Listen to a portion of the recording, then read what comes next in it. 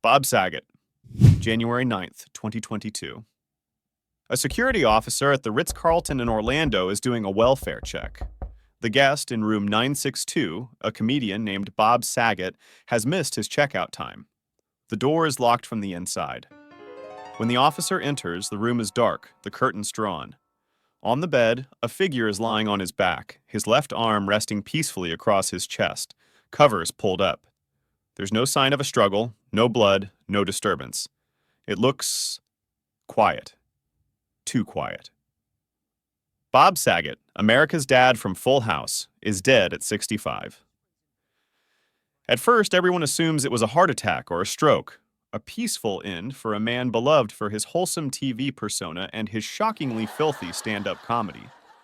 But the autopsy report revealed something far more violent and bizarre.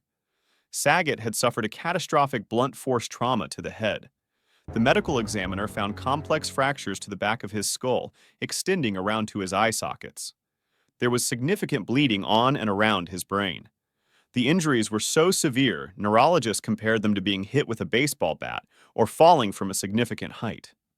Yet, there were no external injuries, save for a small bruise on his scalp hidden by his hair. So what happened? The most likely scenario is a freak accident. In the dark, Saget likely slipped and fell backward, striking his head on a hard surface like the marble floor of the bathroom or the headboard of the bed.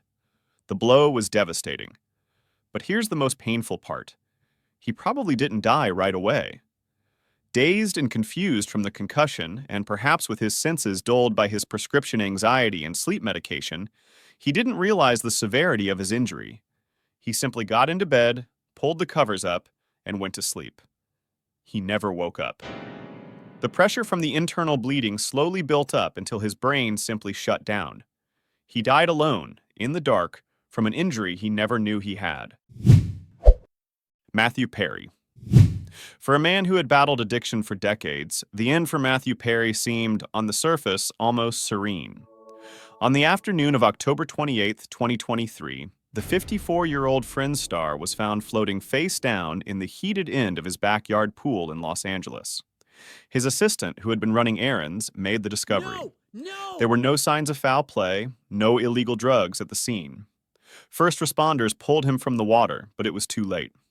The initial reports pointed towards a simple drowning, but Matthew Perry wasn't just swimming. He was undergoing ketamine infusion therapy for depression and anxiety, and the toxicology report revealed the true insidious nature of his death. The level of ketamine in his blood was astronomical, equivalent to the amount used for general anesthesia during major surgery. The coroner concluded that the primary cause of death was the acute effects of ketamine. The drug, a powerful dissociative anesthetic, would have sent him into a state of unconsciousness within minutes.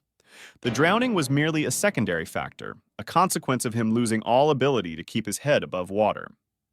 The report noted that the ketamine, likely taken in a final, unprescribed dose, would have caused rapid cardiovascular overstimulation and respiratory depression. In the warmth of his hot tub, under the influence of this massive dose, he would have simply drifted away.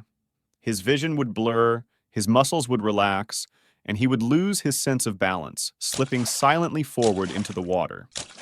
The irony is that he had been reportedly clean from traditional opioids for 19 months. He was playing pickleball just hours before he died, seemingly healthy and active. But this therapeutic drug, meant to help him, became the agent of his quiet, lonely death.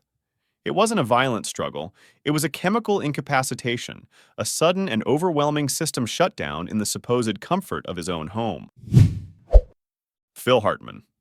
In the early morning hours of May 28, 1998, the master of comedic voices, Phil Hartman, was asleep in his bed in Encino, California.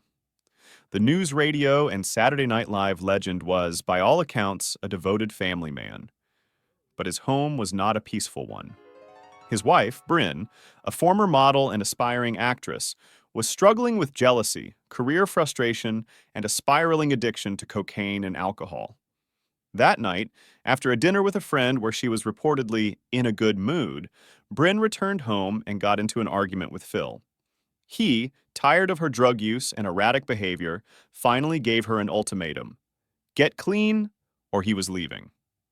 After the fight, Phil went to bed. What happened next is a chilling sequence of events pieced together from Bryn's subsequent frantic confessions. Fueled by a cocktail of alcohol, cocaine, and the antidepressant Zoloft, a combination known to amplify aggression and impulsivity, Bryn's paranoia and rage festered. Shortly before 3 a.m., she entered the master bedroom with a .38 caliber handgun. She stood over her sleeping husband and fired 3 shots at close range. One bullet struck him between the eyes, another in the throat, and a third in the chest. The attack was so sudden, so brutal, that Phil Hartman likely never even knew it was happening. The autopsy showed no defensive wounds. He died instantly, in his sleep. Bryn then fled the house, driving to a friend's home where she confessed, "I killed Phil." Her friend, initially disbelieving, returned to the house with her and saw the body, immediately calling 911. As police arrived and evacuated the couple's 2 young children from the home, Bryn locked herself in the bedroom. While on the phone with her sister, she hung up, and officers heard a single, final gunshot. They found her lifeless on the bed. It was a toxic mix of addiction, jealousy, and rage, a horrifically painful and violent end for one of comedy's most beloved figures. Merlin Santana. Sometimes it's not about a long, slow decline. Sometimes death is just a matter of being in the wrong car, on the wrong street, at the wrong second. For Merlin Santana, who played the smooth-talking Romeo on The Steve Harvey Show, November 9th, 2002 was that night. The 26-year-old actor was in the passenger seat of a car driven by his friend, Brandon Adams, in the Crenshaw district of Los Angeles. They were just leaving a home when the attack happened. It wasn't a robbery or a carjacking. It was an ambush, born from a lie. Earlier, a 15-year-old girl named Monique King had falsely claimed to 2 men that Santana had tried to rape her. Enraged, the 2 men, Damian Andre Gates and Brandon Douglas Bynes, armed themselves and went looking for him. They found Santana's car and opened fire from behind with a rifle. What happened next was a shot of almost impossible, tragic precision. As Adams, the driver, saw a red laser dot in his mirror and shouted, "Duck!" a .30 caliber rifle round tore through the trunk of the car. It passed through the back seat, then ripped through the passenger side headrest where Santana was sitting. The bullet entered the back of his head in the occipital region, killing him instantly. The velocity and impact were so severe that there was no chance of survival. He slumped forward in his seat, unresponsive, as his friend sped away to find help. Paramedics arrived to a scene of catastrophic injury, but Santana was already gone. It was a single, fatal, freak shot, as detectives later called it, a bullet that traveled through a car to find its target with deadly accuracy. The pain here isn't physical suffering. It's the brutal, instantaneous violence of it all. One moment, you're a young, successful actor leaving a house. The next, your life is extinguished by a piece of metal, all because of a teenager's lie. Monique King was later convicted of second-degree murder and attempted murder, while the 2 gunmen received life sentences. But for Merlin Santana, justice came far too late. John Ritter. On September 11th, 2003, John Ritter was on the set of his hit sitcom 8 Simple Rules for Dating My Teenage Daughter.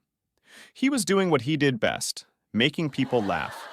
He was feeling unwell, but pushed through rehearsals, ever the professional. During a run-through, however, his condition worsened dramatically. He began sweating profusely, felt nauseous, and complained of a severe tearing pain in his chest. He was rushed across the street to Providence St. Joseph Medical Center.